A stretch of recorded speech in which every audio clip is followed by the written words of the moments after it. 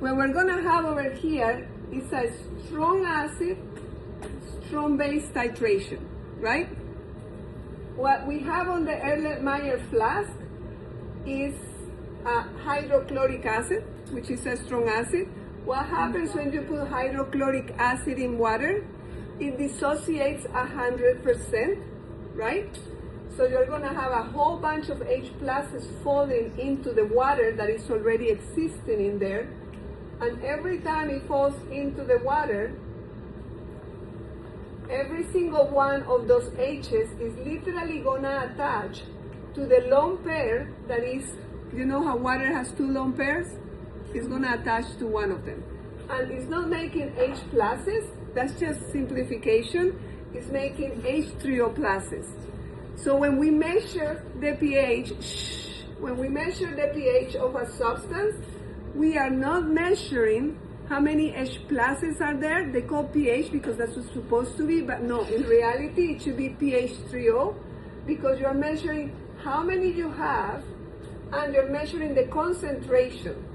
So the concentration is molarity. Concentration is molarity, and it's moles of H divided by the volume of the solution. So it's how many moles? I have 6 moles divided by that.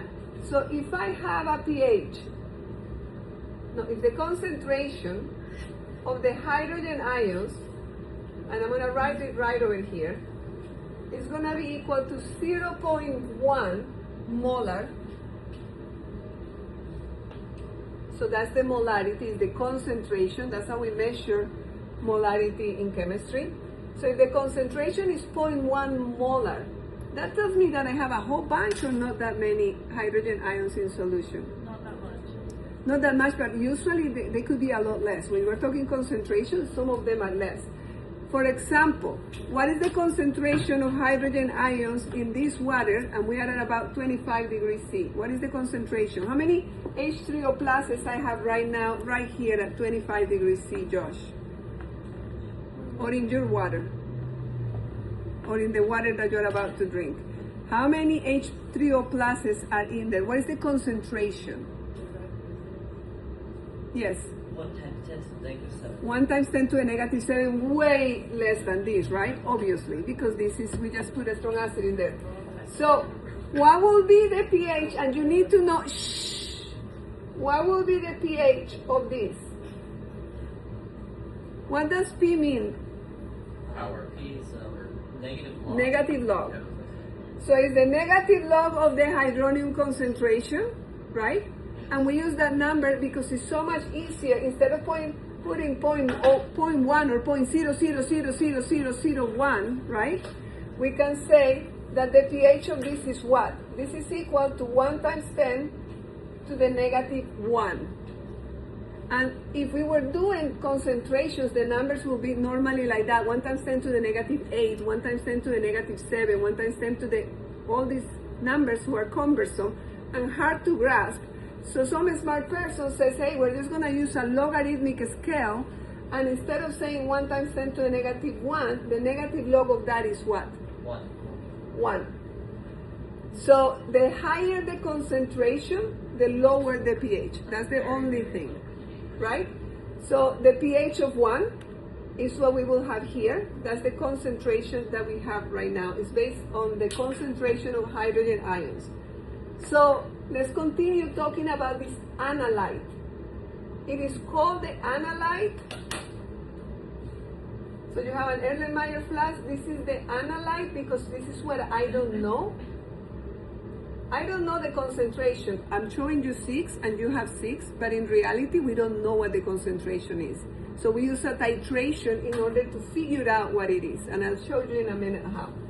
So this analyte is gonna be in this, is the one that you do not know the concentration, but we know it's made with hydrochloric acid, and we're gonna have a whole bunch of chlorine ions in here. Why don't I draw them? What was? They're the spectator ions. They do nothing. They are in the solution, right? But they're not gonna react with anything. They're not gonna do anything. It's just The business end of this molecule is the H+. That's what is going to do the work. The Cl- is just there for the ride.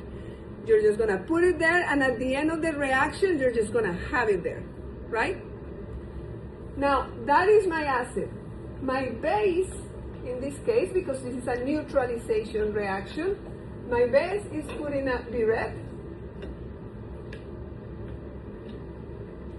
Shoot, I don't know if it's double T or one T. Double T, a burette. And in the burette, you're going to have the titrant with a T. The analyte is also called the titrant with a D, and I think about it as on top and in the bottom, right? Titrant is what you have in the burette, and that is the one that you actually have information on. And what we have over here is sodium hydroxide. We know that it's a strong base because it's the first two columns, right? The first two families with an OH for us, for this class. It's not 100% accurate, but for this class, the first two columns with an OH, we're going to consider them the strong bases. By the way, if I had aluminum hydroxide, will that be a strong base? Sadie? Aluminum hydroxide. Yeah. A strong base. Mm-hmm. Why?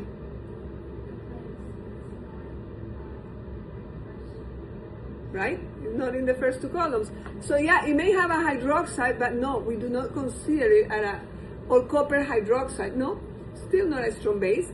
They have a hydroxide, which kind of calls out your attention, but no, it's not a strong base.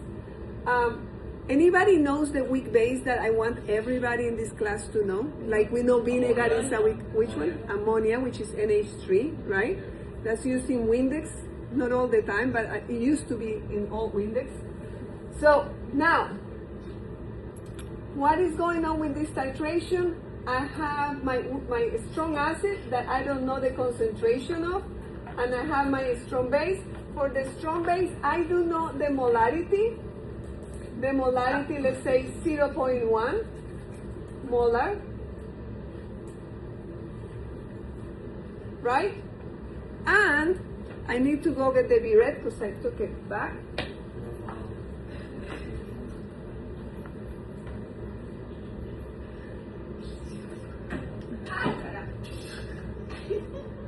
Now it's okay. Yeah. So we have a small burettes and large burettes. This is the one that we are going to use. And the readings go from 0, 1, 2, 3, 4. They go in this order. They go in increasing order, right? Why? Because you're going to fill this up with water, with your base. And whenever you open the valve, is this open or closed for the valve? That's closed. Closed. This is open. What if I go in the other direction? It's open. Right? It opens on both sides. So it doesn't, it's closed, open, and open. So when I open this, once it drops 1 milliliter, it's going to go to 1. 2 milliliters is going to go to 2. So we have the readings going down. So if I have you read something on a test, do not read from the bottom up, you're going to get the question wrong. It's actually, you need to pay attention that the readings in a burette are backwards from anything else you have.